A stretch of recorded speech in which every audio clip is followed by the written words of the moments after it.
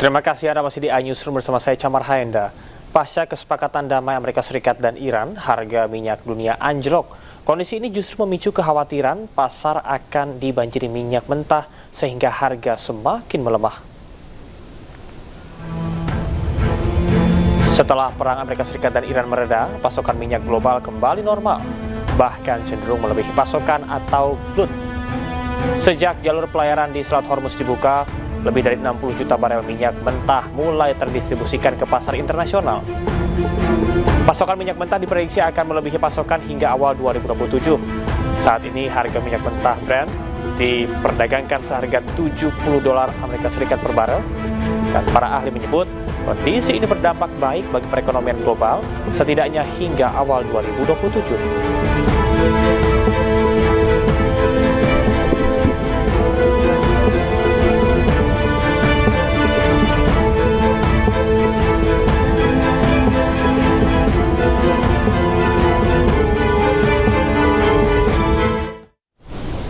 Pemirsa, tangis haru pecah saat puluhan ribu pelayat mengikuti upacara pemakaman mendiang pemimpin tertinggi Iran, Ayatollah Ali Khamenei, di Masjid Raya Imam Besar Khomeini, Teheran.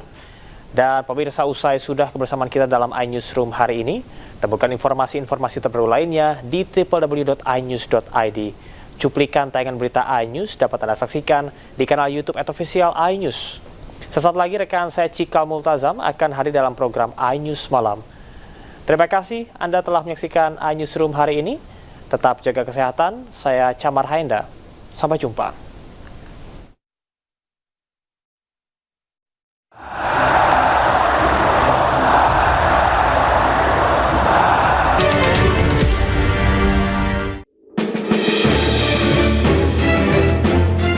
Majelis Ulama Indonesia tengah menggodok naskah akademik dan rancangan undang-undang pidana tentang lesbian, gay, biseksual, dan transgender atau LGBT. Wakil Ketua Umum MUI Khalil Nafis menegaskan langkah hukum ini diambil karena imbauan moral dinilai sudah tidak mempan membendung fenomena penyimpangan seksual di Indonesia. MUI menyatakan perang terhadap pelaku maupun kampanye LGBT. Adapun rancangan undang-undang pidana untuk memberantas perilaku LGBT di Indonesia mendulang beragam tanggapan dari masyarakat. Tanggapan saya sih bagus sih buat kampanye seperti itu karena kita harus gimana ya, harus menormalisasikan jati diri laki-laki gitu kan, jangan jadi kayak boti gitu. Tapi dengan kampanye yang dilakukan juga caranya? Kalau cara kayak gitu 50-50 lah, setuju, nggak setuju ya. Karena mungkin bisa menyakiti hati orang lain juga. Tapi dengan kampanye yang disuarakan, setuju saya. Jadi bisa masyarakat bisa mengetahui apa dampak dari bot ini juga, dan menjadi integritas kita untuk mengenalkan sebenarnya gender kita itu apa sih? Untuk kampanye berantas boti menurut saya oke ya, since LGBT di Indonesia kan masih belum diperbolehkan ya, masih ilegal. Cuman mungkin caranya kali ya Mas, nggak yang lindas boti atau apa anarkis banget. Cuman mungkin bisa baik-baik atau pengarahan kayak kalau nemu orang yang agak-agak boti bisa mungkin diluruskan atau dibilang baik-baik gitu. Ya, tapi jangan anarkis juga sih, kan manusia juga ya walaupun boti. Sementara itu DPR telah menampung aspirasi MUI untuk memberantas LGBT dan akan membahasnya. Tim Liputan iNews melaporkan.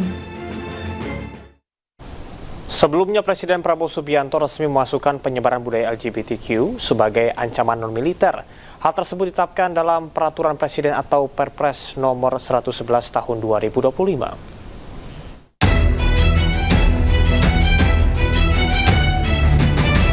Pemerintahan Presiden Prabowo Subianto telah menetapkan penyebaran budaya LGBTQ sebagai salah satu ancaman non-militer terhadap kedaulatan dan keselamatan bangsa.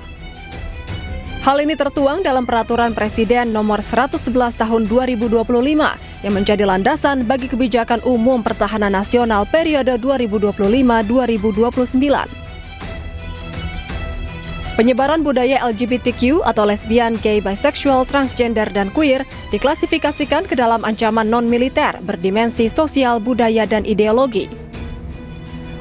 Pada bagian ancaman non-militer, penyebaran budaya LGBTQ masuk dalam satu klasifikasi bersama radikalisme, terorisme, judi daring, pinjaman online ilegal, hingga penyalahgunaan narkoba.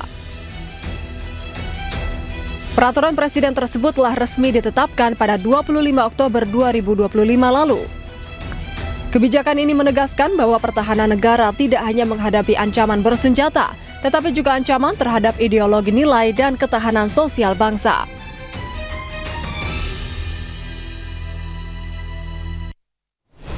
Presiden Prabowo menetapkan penyebaran budaya LGBTQ sebagai salah satu ancaman non-militer terhadap kedaulatan dan keselamatan bangsa. Menurut Wakil Ketua Umum Majelis Ulama Indonesia Muhammad Khalil Nafis, harus ada ketegasan hukum untuk hentikan penyebaran budaya LGBT. Ya, saya setuju dengan Perpres nomor 111 berkenaan dengan bagaimana menganggap LGBTQ itu bagian dari ancaman non-militer karena akan merusak terhadap ketahanan bangsa. Identitas negara akan hilang ketika ini menyebar di Indonesia, apalagi dinormalisasi dan apalagi nanti mengarah kepada melegalkan, bukan hanya normalisasi tapi melegalkan. Ini sangat bahaya atas rongrongan pada konstitusi kita. Kita berdasarkan Pancasila, ketuhanan yang Maha Esa, dalam agama yang kita anut, begitu juga tentang norma-norma Indonesia Nusantara, tidak ada satupun yang memperbolehkan LGBTQ ini. Dan ini bisa menghilangkan identitas bangsa kita. Oleh karena itu, kita dengan melihat fenomena yang terjadi di tengah-tengah kita, di kampus, di tempat umum, di masyarakat, bahkan di klub, itu ada yang sudah menormalisasi dengan pesta LGBT ini. Saya pikir perlu kita memberikan punishment pada mereka sebagai pelaku, ya, apakah pelaku pelaksananya maupun sebagai pengkampanye. Namun demikian, kita tentu tidak menghukum kepada orang yang punya orientasi biseksual atau lesbi atau gay itu. Hanya saja jangan sampai menganggap bahwa orientasi itu adalah normal, sehingga mereka merasa ini tidak normal, kan yang harus diluruskan, yang harus diobati. Oleh karena itu saya setuju bahwa berkenaan dengan penerapan, bukan hanya setuju, bahkan MUI sedang menyiapkan naskah akademik dan perundang-undangan berkenaan dengan bagaimana menjerat pelaku, ya, pelaku LGBT ini. Karena di Indonesia bagi penegak hukum masih merasa kurang, masih belum ada ketegasan hukum untuk mereka melakukan tindakan hukum. Tangis haru pecah saat puluhan ribu pelayat mengikuti upacara pemakaman mendiang pemimpin tertinggi Iran Ayatollah Ali Khamenei di Masjid Raya Imam Besar Khamenei, Teheran.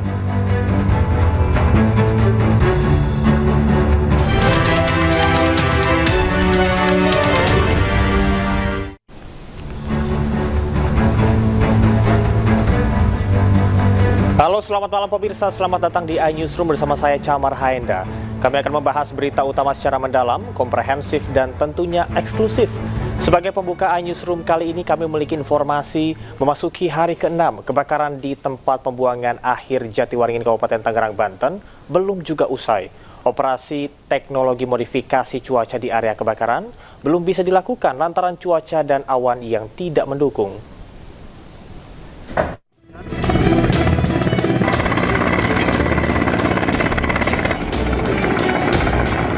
Memasuki hari ke-6 kebakaran di tempat pembuangan akhir atau TPA Jatiwaringin, Mauk, Kabupaten Tangerang, Banten belum juga usai. Walau sudah tidak terlihat adanya kobaran api, namun kepulan asap masih menyebar ke pemukiman warga jika angin berhembus. Guna mempercepat proses pemadaman, berbagai upaya sudah dilakukan dengan mengerahkan helikopter waterbombing dan mobil damkar. Teknologi modifikasi cuaca yang akan dilakukan pemerintah Kabupaten Tangerang juga belum bisa dilaksanakan lantaran cuaca dan awan yang tidak mendukung. Daya untuk hujan buatan ini memang belum bisa dilaksanakan sehubungan dengan awan ini tidak mensupport gitu kan faktor-faktor ini. Nah, tapi kita ya terus usaha saja, kalaupun ini belum terjadi, kita laksanakan melalui upaya pemadaman api dulu. Penanganan kebakaran TPA Jatiwaringin tidak bisa dilakukan secara cepat, mengingat titik-titik api berada di permukaan yang paling dalam. Helikopter waterbombing milik BNPB terus bergerak memadamkan api melalui jalur udara. Dari Kabupaten Tangerang, Banten, Aimarani, iNews melaporkan. Memasuki hari ke-6, api masih menyala di tempat pemrosesan akhir TPA Jatiwaringin, Mauk, Tangerang, Banten. Pemerintah menargetkan api yang tersisa akan padam pada Senin besok. Petugas gabungan masih terus melakukan pemadaman dari darat dan juga udara. 2 helikopter waterbombing milik BNPB terus menyiram titik api yang tersisa.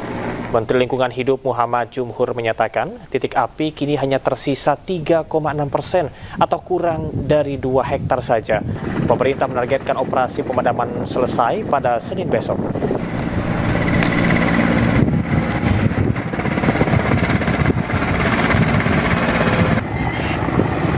Di presentasi dari teman-teman di lapangan, tadinya sekitar 70% daerah ini membara, ya. Kemudian secara bertahap kerja keras dimatikan, diberi air dari bawah, disuntik ke bawah, dari atas helikopter jalan terus, pemadam kebakaran dan sebagainya. Maka sekarang tinggal 3,6%. Artinya ini satu angka yang luar biasa, dan 3,6% ini insya Allah mungkin mudah-mudahan sore malam ini atau besok itu bisa betul-betul tuntas. Sebelumnya, Kepala Badan Nasional Penanggulangan Bencana Letjen TNI Suharyanto menjelaskan proses penanganan kebakaran di tempat pembuangan akhir sampah Jatiwaringin di Kabupaten Tangerang menunjukkan perkembangan positif. Meski demikian, ia mengingatkan seluruh pemerintah kabupaten kota untuk waspada terhadap potensi kebakaran di TPA saat memasuki musim kemarau. Kan mungkin sudah ditangani terus, ya. Kita juga mendatangkan 2 heli waterbombing. Tadi Bapak Menteri Lingkungan Hidup juga datang ke sana, bekerja sama Manggala Agni dari bawah menggunakan pipa panjang ditusuk, ya. Kemudian kita dari atas siram sampai padam. Sekarang api belum padam, tetapi sudah kecil dan ada hasilnya. Ya, target kami hari ini bisa selesai. Tapi begitu El Nino, ya masyarakat harus paham tahun 2023 itu 18 TPA terbakar, termasuk gunung-gunung. Nah, jadi ini sudah mulai alarm, ya, dengan adanya terbakarnya Jatiwaringin ini, TPA Jatiwaringin, agar masing-masing kabupaten kota yang punya TPA dicek betul, hati-hati betul, ya, jangan sampai kasus Jatiwaringin juga menular di tempat lain. Dan kita ingat pelajar pengalaman di 2023 di mana ada 18 TPA di kota-kota besar juga terbakar.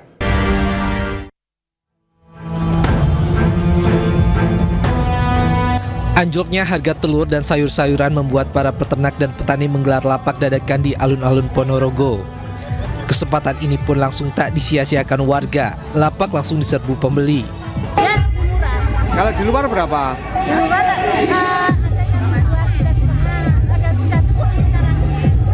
kalau di sini? Petani dan peternak mengaku harga telur anjlok sejak seminggu terakhir. Dari biasanya Rp27.000 per kilogram, kini hanya Rp19.000 per kilogram di kandang.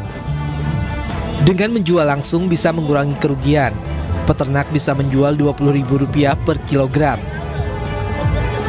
Aksi ini dilakukan sekaligus agar pemerintah lebih peduli kepada petani dan peternak saat harga anjlok.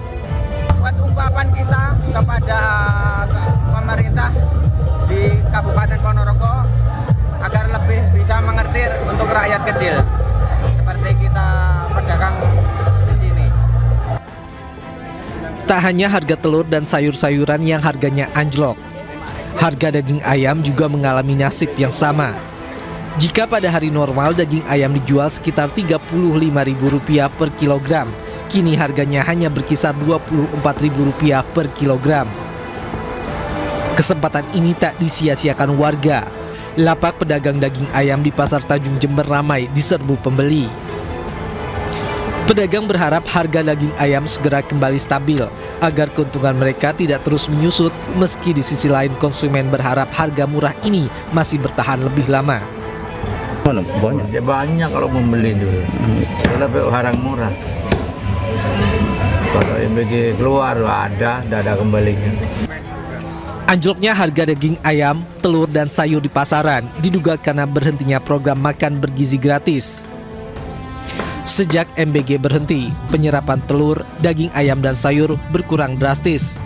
Akibatnya harga di pasaran ikut turun. Dari Ponorogo dan Jember, Jawa Timur, Ahmad Subeki dan Bambang Sugiarto, iNews melaporkan. Peternak unggas yang tergabung dalam Perhimpunan Insan Perunggasan Rakyat Indonesia Pinsar menemui Presiden ke-7 Jokowi di Solo, Jawa Tengah. Para peternak curhat ke Jokowi terkait dengan anjloknya harga telur dan daging ayam.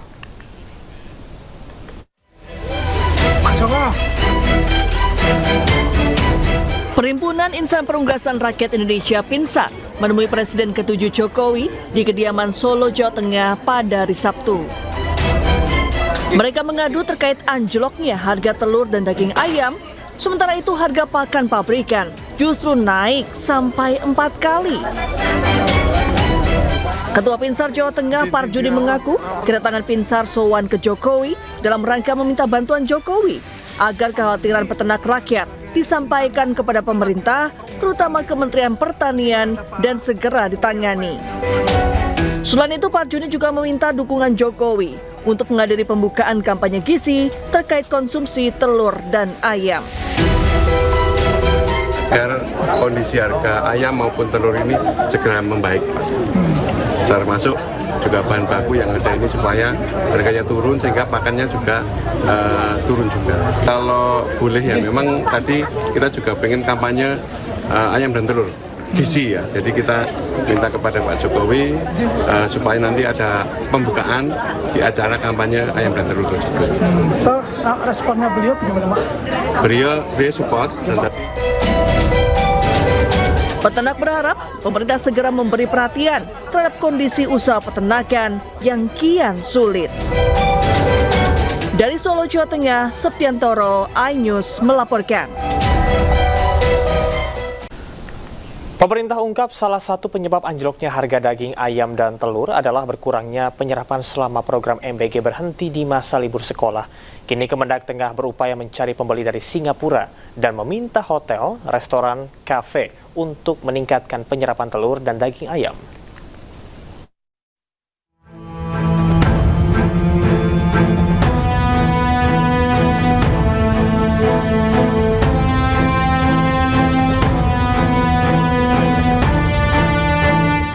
Menteri Perdagangan RI Budi Santoso hari Selasa di Jakarta Pusat mengatakan, berdasar sistem pemantauan pasar dan kebutuhan pokok, harga sejumlah komoditas pangan saat ini dijual di bawah harga eceran tertinggi. Budi ungkap, kondisi tersebut dipengaruhi oleh liburnya program makan bergizi gratis yang bertepatan dengan masa libur sekolah, sehingga penyerapan terhadap sejumlah bahan pangan berkurang. Terkait hal tersebut, guna bantu menyerap kelebihan pasokan bahan pangan, Kementerian Perdagangan meminta hotel, restoran, dan kafe agar meningkatkan penyerapan telur dan daging ayam. Selain itu, pemerintah juga mulai buka peluang ekspor telur ke Singapura sebagai pasar alternatif. Meski hingga kini belum memperoleh pembeli, proses penjajakan terus dilakukan. Tim Liputan iNews melaporkan. Viral di media sosial lokasi koperasi Desa Merah Putih yang jauh dari pemukiman warga. Menteri Koperasi Ferry Julianto angkat suara, menurutnya jumlah kopdes yang terpencil sangatlah kecil.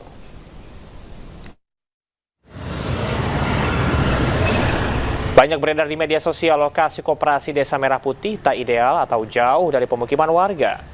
Menteri Koperasi Ferry Julianto mengatakan, lokasi pembangunan kopdes tersebut tidak asal pilih, melainkan sudah melalui kesepakatan dengan masyarakat setempat. Ferry juga menjamin dari 30.000 kopdes Merah Putih di seluruh Indonesia, hanya 10 kopdes saja yang lokasinya dinilai tidak ideal. Selain itu, Kementerian Koperasi memastikan 23.000 kopdes kini tengah dalam pembangunan dan akan rampung Agustus mendatang.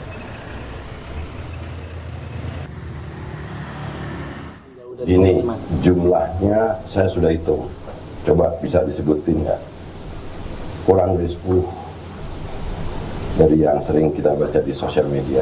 Dari 30.000 yang bulan Agustus pembangunan fisik gudang gede dan alat kelengkapannya sudah dibangun.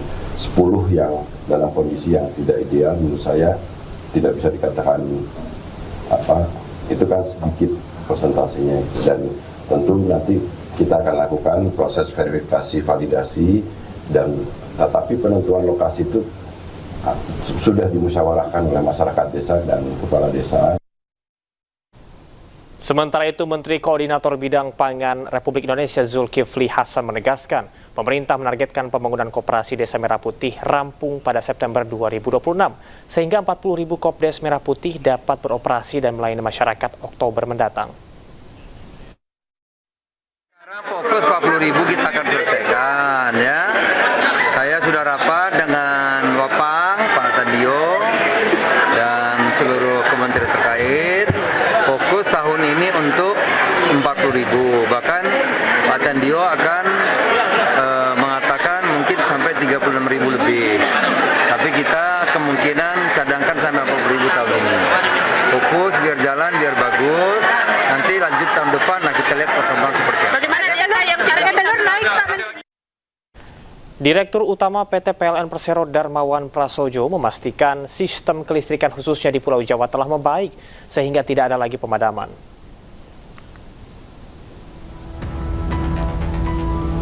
Setelah dapat tambahan pasokan batu bara berkalori menengah untuk kebutuhan PLTU dalam rapat kerja Komisi 12 DPR RI, hari Kamis, Dirut PT PLN Persero Darmawan Prasojo menyampaikan bahwa PLN tidak lagi melakukan pemadaman bergilir sejak 21 Juni lalu.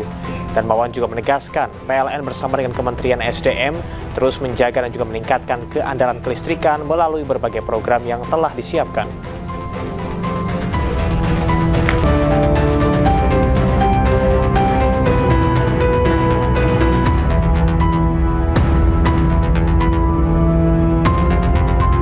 Atas dukungan Bapak Menteri ESDM dan juga Dirjen Ketenagalistrikan dan juga Dirjen Minerba, kondisi sistem kelistrikan Jawa, terutama di Jawa, ini sudah tidak ada lagi pemadaman bergilir sejak tanggal 21 Juni 2026.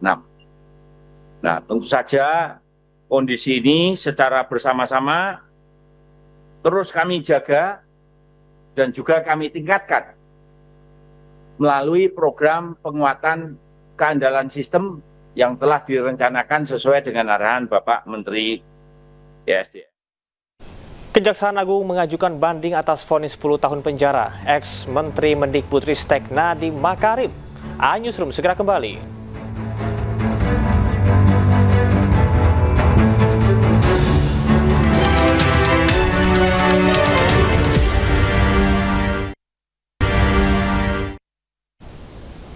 Terima kasih Anda masih di Newsroom bersama saya Camar Haenda.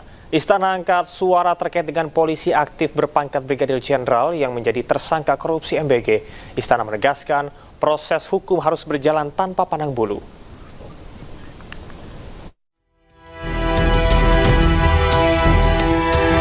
Satu orang polisi aktif berpangkat Brigadir Jenderal disebut Kejagung sebagai tersangka korupsi MBG. Ia adalah Brigjen Pol Lalu Muhammad Iwan Mahardan.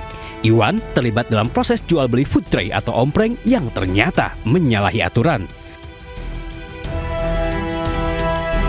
Istana angkat suara. Kepala Badan Komunikasi Pemerintahan Muhammad Kodari menyebut walaupun berpangkat jenderal, namun proses hukum terhadap Iwan harus tetap berjalan tanpa pandang bulu. Kodari juga menyerahkan seluruh proses hukum kepada Kejagung. Kalau bicara aspek hukum, tentu semua harus kembali kepada aparat penegak hukum. Dan yang sedang memproses sekarang adalah kejaksaan. Dan seperti dikatakan oleh Bapak Presiden bahwa hukum sekarang ditegakkan tanpa pandang bulu, apapun latar belakangnya. Jadi sebetulnya siapapun dimintakan pertanggungjawabannya sesuai dengan posisi dan pos yang sedang ditempati.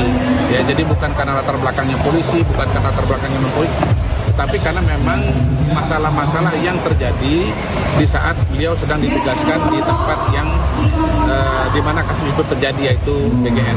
Intinya kita lihat saja proses yang akan berkembang ke depan dan akan diproses sebagaimana mestinya. Lalu Muhammad Iwan Mahardan menjadi tersangka ketujuh dalam pusaran korupsi MBG. Kejagung menyebut Iwan berbuat curang dengan mencari calon mitra untuk mendirikan dapur MBG. Namun, pemilik dapur dipaksa membeli food tray atau ompreng kepada perusahaan yang sengaja ia dirikan. Selain Iwan, Kejagung sudah menetapkan 6 tersangka lainnya. 3 diantaranya petinggi Badan Gizi Nasional. Mereka diduga kong kali kong dalam praktek jual beli dapur MBG. Tim Liputan iNews melaporkan. Sebelumnya 7 orang telah ditetapkan sebagai tersangka korupsi MBG. Yang terakhir adalah polisi aktif berpangkat Brigadir Jenderal. Koordinator Maki Boyamin Saiman menyebut tersangka korupsi MBG bisa terus bertambah.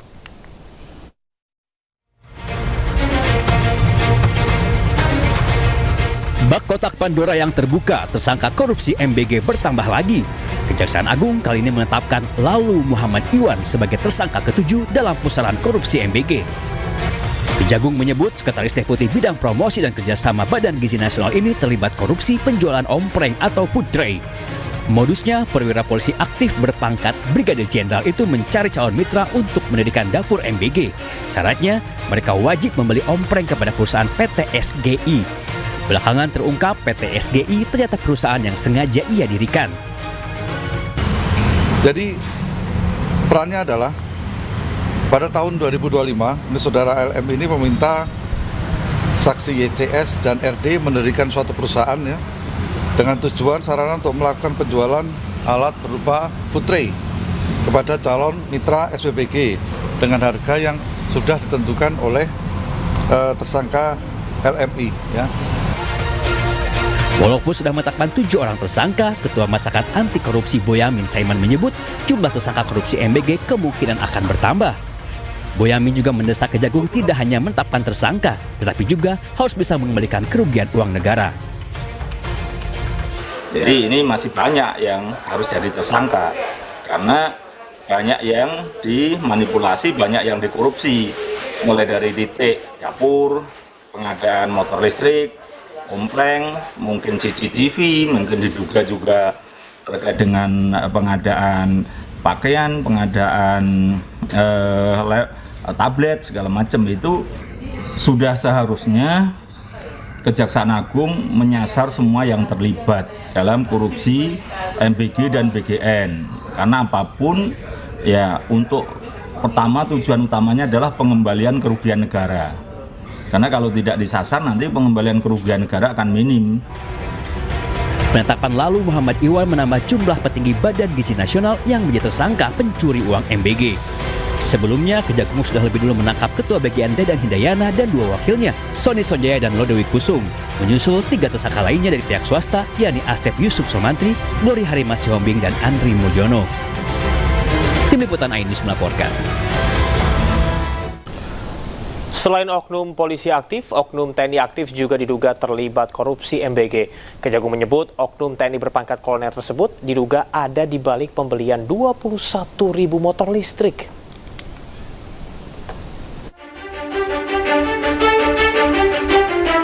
Setelah Kejagung menetapkan polisi aktif berpangkat Brigadir Jenderal Lalu Muhammad Iwan sebagai tersangka korupsi MBG, Korps Adiaksa menyebut ada dugaan keterlibatan oknum anggota TNI aktif dalam pusaran korupsi MBG. Kejagung menyebut oknum TNI berpangkat kolonel itu berinisial BU. Di dalam tubuh Badan Gizi Nasional, BU memiliki jabatan ganda, yakni sebagai Sekretaris Deputi Bidang Penyediaan dan Penyaluran dan Pejabat Pembuat Komitmen atau PPK. Sebagai petinggi di Badan Gizi Nasional, BU diduga ikut kong kali kong mengatur penggelembungan harga barang dan jasa, termasuk pengadaan sepeda motor listrik yang jumlahnya mencapai 21.801 unit. Walaupun sudah menemukan keterlibatan oknum TNI, namun Kejagung tidak bisa serta-merta memproses BU karena masih berstatus TNI aktif. Penanganan terhadap oknum tersebut, yaitu saudara BU, itu dilaksanakan secara koneksitas bersama dengan penyidik pada Jaksa Agung Muda Militer. Jadi perkara itu termasuk sepeda motor ya, pengadaan sepeda motor itu karena ada keterlibatan oknum TNI aktif. Mendengar anggota yang diduga terlibat korupsi MBG, Mabes TNI langsung buka suara. Kapuspen TNI Brigjen Muhammad Nas menyebut Terkait masalah BU akan berkoordinasi dengan Kejagung. Jika terbukti korupsi, maka BU akan ditindaklanjuti sesuai ketentuan hukum. Dalam lingkaran korupsi MBG, Kejagung telah menetapkan 7 orang tersangka, 4 orang petinggi Badan Gizi Nasional, 3 lainnya dari pihak swasta. Tim Liputan Ainus melaporkan.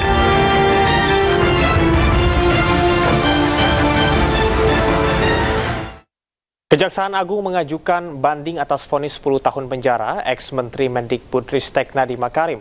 Selain itu, Kejagung juga tengah mengupayakan red notice terhadap tersangka lain, ex-staf Sus Nadiem Juristan yang kini berada di luar negeri.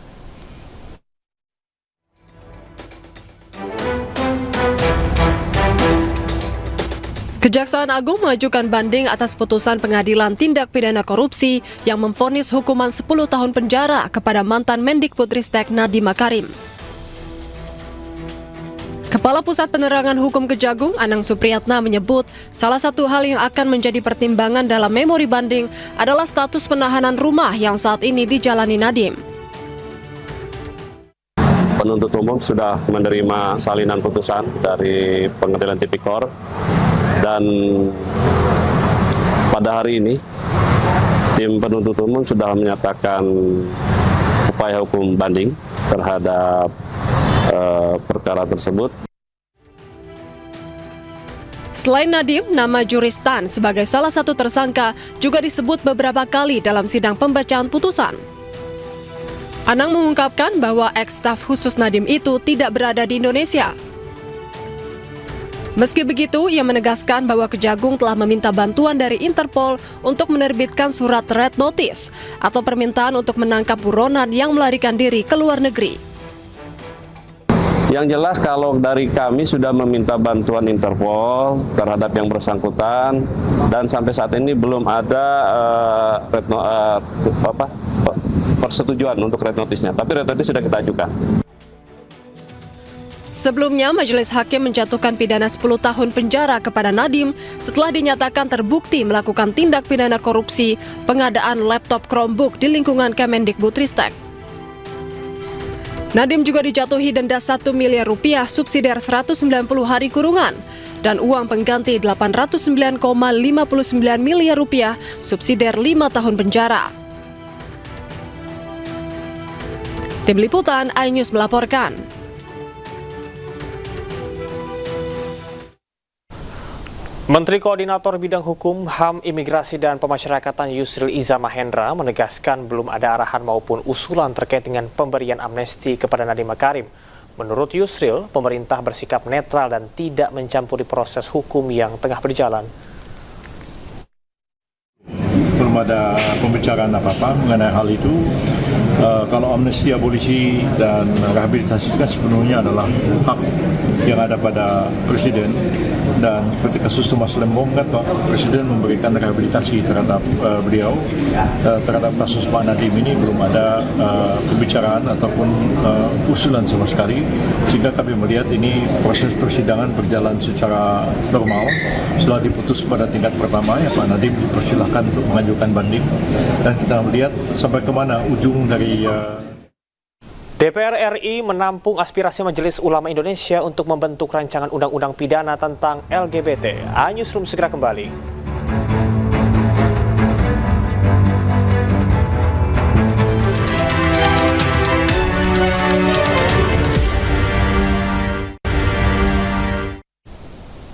Terima kasih Anda masih di Newsroom bersama saya Camar Haenda. Pemirsa, belum tuntas sidang pra-peradilan kasus tudingan ijazah Jokowi, Roy Suryo kembali mengajukan gugatan pra-peradilan kedua. Kali ini Roy menggugat sah tidaknya penetapan dirinya sebagai tersangka.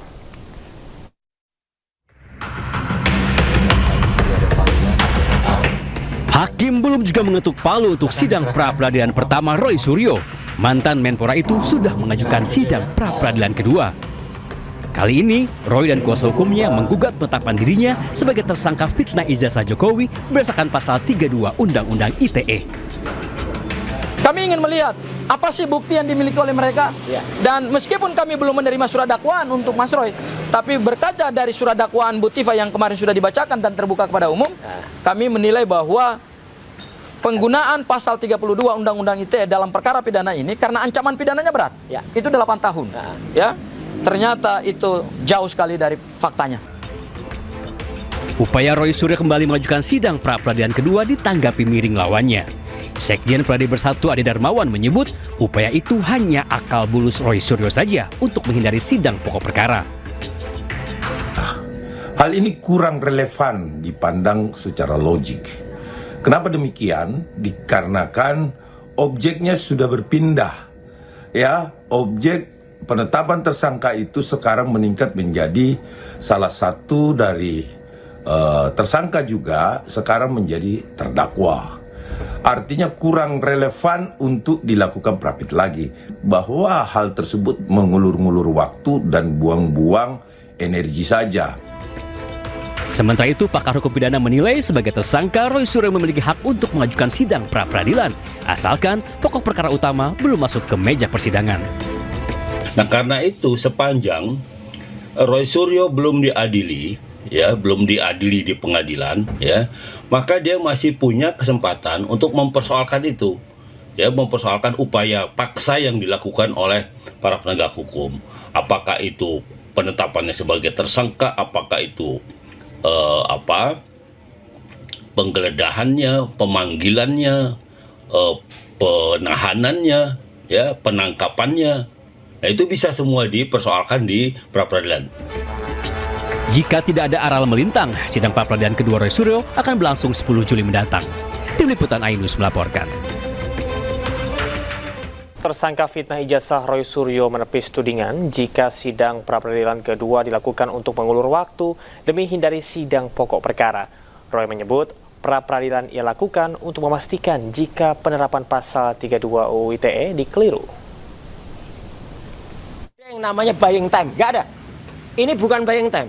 Daripada nanti tiba-tiba diputus, tapi ternyata salah penerapan pasal 32 UU ITE. Padahal saya sudah terlanjur putus. Itu persis kayak tragedi Sengkon dan Karta, yang sudah diputus dulu, kemudian ternyata setelah dilihat-lihat, waduh ternyata ada kesalahan di dalam putusan sidang yang dulu. Pakar telematika Roy Suryo kembali mengajukan permohonan pra-peradilan dengan termohon Polda Metro Jaya dan Kejaksaan. Kira-kira apa yang menjadi alasan diajukannya pra-peradilan kedua ini dan apa yang ingin dibuktikan? Untuk membahasnya telah bergabung bersama kami kuasa hukum Roy Suryo, Abdul Ghafur Sangaji, bersama dengan Sekjen Pradi Bersatu Ade Darmawan. Selamat malam Bapak-Bapak. Selamat malam Bang. Assalamualaikum. Selamat malam Bang Ade. Selamat malam Bang Ghafur. Terima kasih sudah bergabung bersama Ainus. Saya akan ke Bang Sangaji terlebih dahulu. Bang Sangaji, melihat dari apa yang sudah dilakukan, begitu mungkin masyarakat bingung bahwa pra-peradilan pertama ini belum diputus tapi sudah mengajukan pra-peradilan kedua. Apa urgensi hukumnya, Bang? Ya, jadi gini, ini adalah langkah hukum yang diwadahi oleh Undang-Undang Nomor 20 Tahun 2025. Di dalam penjelasan KUHP yang baru disebutkan bahwa salah satu penguatan selain penguatan hak tersangka juga adalah penguatan lembaga pra-peradilan. Dan lembaga pra-peradilan ini dengan undang-undang baru kita baru tapi kita baru melaksanakan di tahun 2026 karena berlaku sejak tanggal 2 Januari 2026. Nah, di ketentuan pasal 163 ayat 1 huruf E disebutkan bahwa terhadap permohonan pra-peradilan yang masih berjalan, maka pokok perkara tidak bisa diperiksa atau tertunda atau ditunda. Ini berbeda dengan KUHP yang lama. Di KUHP yang lama, begitu jaksa penuntut umum melimpahkan berkas perkara ke pengadilan negeri dan terregistrasi perkara pidananya, maka langkah hukum berupa pra-peradilan itu secara otomatis gugur. Nah, ini berbeda dengan KUHP yang baru. Oleh karena itu, kami ingin menggunakan hak hukum kami yang diberikan oleh undang-undang, yaitu menguji pada peradilan pertama, yaitu menguji sah tidaknya penangkapan, penahanan, dan penggeledahan, dan objek tersebut telah selesai proses pemeriksaannya, pembuktian dari pemohon, pembuktian dari termohon, kemudian juga berdasarkan bukti-bukti saksi, ahli, kemudian surat. Sekarang kami ingin masuk kepada objek terbaru. Jadi, objek dalam pra-peradilan yang kami mohonkan ini berbeda dengan objek yang pertama. Objek yang pertama itu adalah terkait upaya paksa, penangkapan, penahanan, dan penggeledahan. Tetapi untuk objek pra-peradilan yang kedua ini, objeknya adalah kami ingin menguji sah tidaknya atau memvalidasi alat bukti yang menjadi dasar penetapan tersangka pasal 32 Undang-Undang ITE. Seperti itu Mas Camar. Baik, saya ke Mas Ade. Mas Ade, bagaimana tanggapan Anda melihat apa yang tadi sudah disampaikan oleh Mas Sangaji? Ya, saya melihat bahwa ini harusnya dilakukan jauh sebelum pelimpahan berkas.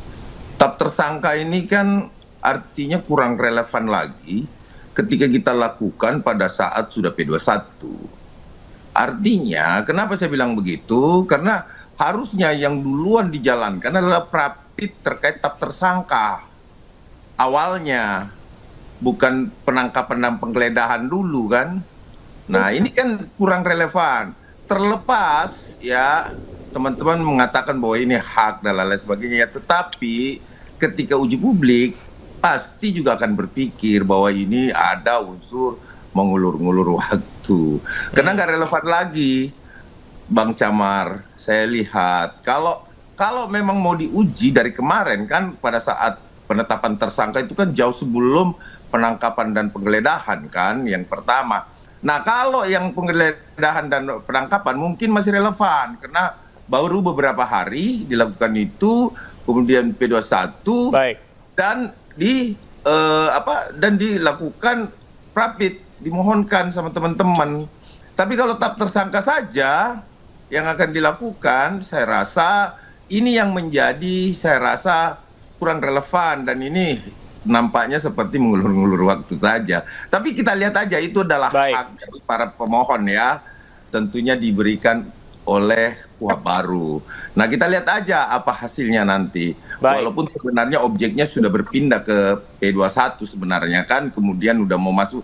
Dan ingat loh, sudah ada nomor perkaranya kan, udah akan sidang juga kan Mas Roy gitu. Oke, gitu, Pak. Bang Camar. Baik, tidak relevan dan Anda menilai ini terkesan mengulur-ngulur waktu. Silakan Mas Sangaji, tanggapan Anda. Ya, Mas Camar, jadi begini. Ini KUHP yang baru, ini karena rezim hukum pidana baru ya. Hukum pidana nasional kita sebut baik KUHP maupun juga KUHP. Karena ini adalah rezim hukum pidana nasional kita yang baru.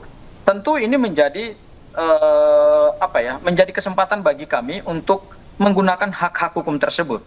Di mana di dalam KUHP tidak diatur bahwa ketika perkara itu sudah dinyatakan P21 maka tidak boleh dilakukan pra-peradilan ya. Jadi undang-undang kita itu sangat open terhadap langkah hukum pra-peradilan baik pada tahap penyidikan sebelum penyerahan. Oke, ini tadi kami mengalami kendala sinyal. Dan bahkan juga terhadap perkara yang sudah diregister di Pengadilan Negeri Jakarta Timur. Makanya respon dari Pengadilan Negeri Jakarta Timur adalah menunda pemeriksaan pokok perkara karena pengadilan juga paham bahwa dengan berlakunya KUHP yang baru yang diatur dalam pasal 163 ayat 1 huruf E tersebut, maka ada konsekuensi hukum ketika seorang tersangka menggunakan hak hukumnya yang diberikan oleh undang-undang, maka pemeriksaan pokok perkara itu tidak bisa dilanjutkan dulu atau dihentikan untuk sementara atau ditunda untuk sementara. Itu hal yang pertama. Hal yang kedua, KUHP kita juga tidak membatasi penggunaan pra-peradilan itu. Apakah bisa sekali, apakah 2 kali, apakah 3 kali.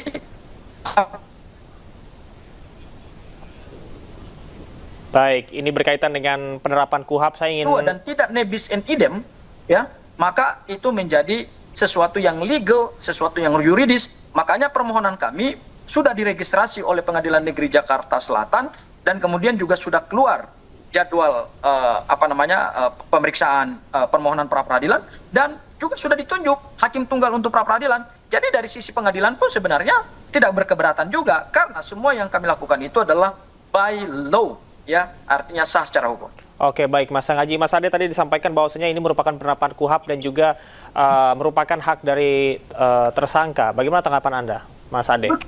Betul sekali. Kita sepakat bahwa ini adalah KUHP baru. Cuman yang menjadi kita melihat harusnya tetap tersangka itu diprapit dari awal atau berbarengan dengan yang adanya saat ini prapit pertama. Kenapa saya katakan begitu? Karena kalau kita melihat ya tahapan kan tetap tersangka dulu. baru ada penangkapan, ada penggeledahan. Artinya, kalau menurut saya kurang relevan. Dan ingat ya, bahwa kemudian setelah tersangka ini diajukan, berarti lengkap sudah materi objek yang akan dilakukan prapit. Saya rasa yang ketiga, kalau yang ketiga mau prapit apa lagi? Saya rasa itu tidak akan mungkin bisa, itu nebis in idem. Baik. Ya kan, tetap asas itu pasti, dan itu diatur dengan KUHAP juga kan, tidak bisa diperiksa 2 kali kan. Itu jelas itu. Jadi sehingga saya rasa ini juga buang-buang waktu kok. Karena objeknya kalau saya lihat ya itu kan udah mau dakwaan toh. Artinya sudah didaftarkan juga kan. Jadi saya rasa objeknya yang sudah tidak ada, tetap tersangkanya seperti apa ya kita lihat aja lah. Baik. Artinya ini haknya teman-teman, kita mendukung, ini lebih terhormat saya rasa. Tetapi jauh lebih terhormat kalau dilakukan dari awal. Ya kan, waktu penetapan tersangka itu aja sih idealnya menurut kami gitu. Oke, saya ke Mas Sakaji. Mas Sakaji ini menyebutkan bahwasanya tadi Mas Ade bilang ini sudah P21, sudah lengkap. Mungkin bisa Anda jelaskan apakah keberatannya ini berkaitan dengan penetapan tersangka atau justru menyangkut proses penyidikan secara keseluruhan?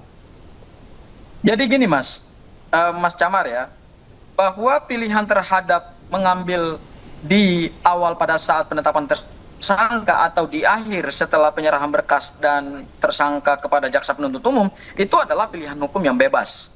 Ya, saya katakan itu bebas. Ya, jadi tidak ada satu keharusan harus dilakukan di awal sebelum berkas dilimpahkan kepada jaksa penuntut umum, ataukah harus dilakukan pada saat jaksa penuntut umum menerima berkas dan penyerahan tersangka. Jadi itu tidak ada ketentuan hukum dalam hukum acara pidana yang membatasi tersebut.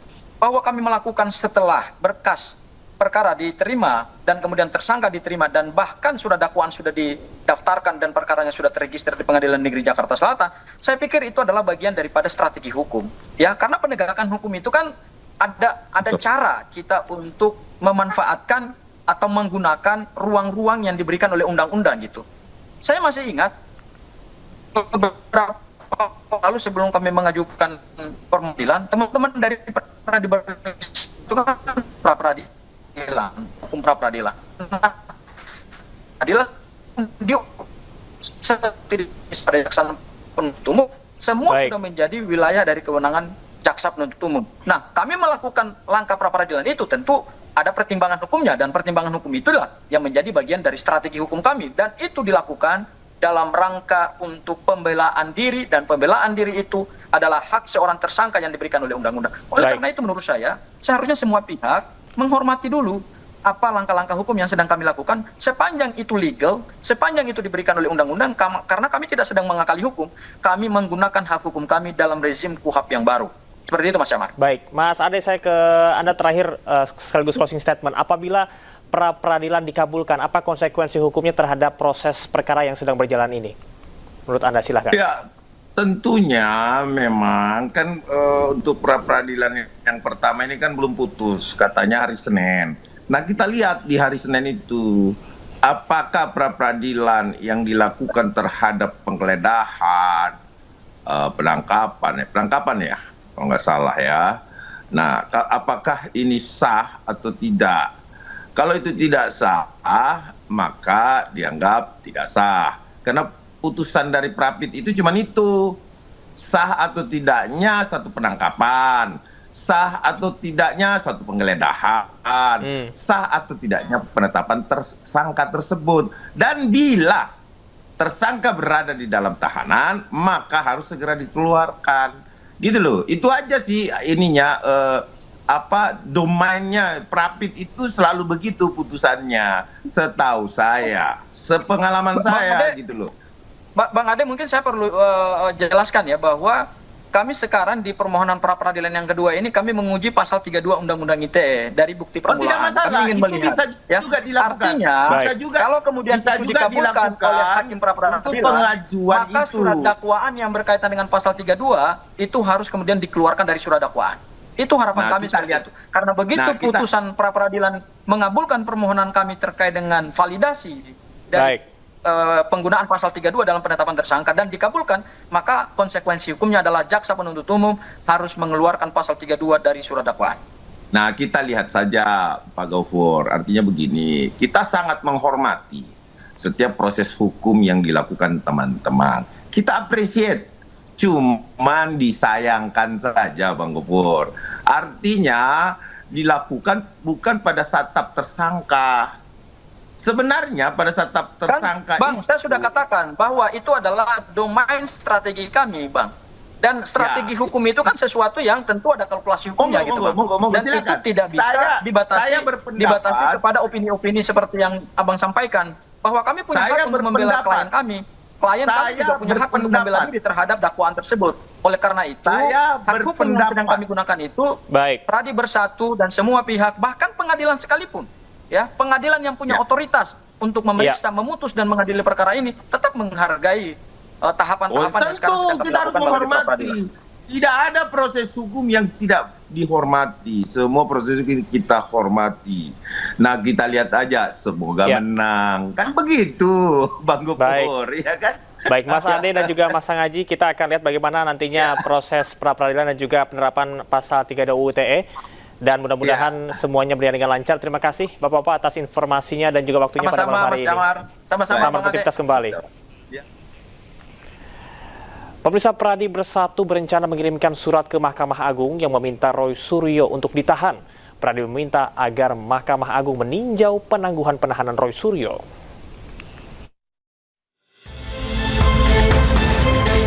Belum juga usai sidang pra-peradilan Roy Suryo, lawannya Pradi Bersatu sudah ancang-ancang akan menjebloskan tersangka fitnah ijazah itu ke penjara. Strategi yang akan dipilih Pradi adalah mengirimkan surat kepada Mahkamah Agung agar kembali meninjau penangguhan penahanan Roy Suryo. Sekjen Pradi Bersatu Ade Darmawan menyebut langkah itu sengaja mereka ambil agar Roy Suryo tidak terus-terusan mengajukan sidang pra-peradilan. Kalau ada pra-pid lagi yang akan dilaksanakan oleh tim Roy Suryo, otomatis harus segera dimasukkan ke dalam tahanan. Kenapa? Ketika pra-pid dibacakan dan itu tidak menang atau kalah, kemudian ada niatan lagi untuk mempra-pid, itu harus segera dilakukan penahanan. Maka kami akan mengajukan permohonan perhatian hukum dan tinjauan kembali status penahanan terdakwa Roy Suryo sebagai residivis. Sementara itu sebelumnya ahli pidana Didit Wijayanto berpandangan penangkapan Roy Suryo sudah cacat prosedur. Didit menyebut dalam hukum acara pidana, proses pelimpahan tahap 2 atau penyerahan tersangka dari penyidik ke jaksa, maka tersangka tidak perlu ditangkap, apalagi ditahan. Kalau dipanggil tidak datang 2 kali, tidak memberikan alasan yang patut. Yang kedua, untuk kepentingan penyidikan. Nah, kalaupun untuk kepentingan pelimpahan tahap 2 tidak perlu ditangkap. Nah, di sini ini problemnya adalah langsung ditangkap. Kalau itu artinya apa? Berarti Polda Metro ingin membuat norma baru. Jumat 19 Juni, 2 tersangka fitnah ijazah Jokowi, Roy Suryo dan Dr. Tifa ditangkap Polda Metro Jaya. Keduanya sempat jalani perawatan di Rumah Sakit Polri sebelum dilimpahkan ke Kejaksaan Negeri Jakarta Selatan. Kejaksaan Negeri Jakarta Selatan kemudian memutuskan menangguhkan penahanan keduanya. Tak terima dengan penangkapan Polda Metro Jaya, Roy kemudian ajukan sidang pra-peradilan. Tim Liputan iNews melaporkan. Para peternak ayam petelur curhat kepada Joko Widodo terkait dengan anjloknya harga telur dan daging ayam. iNewsroom segera kembali.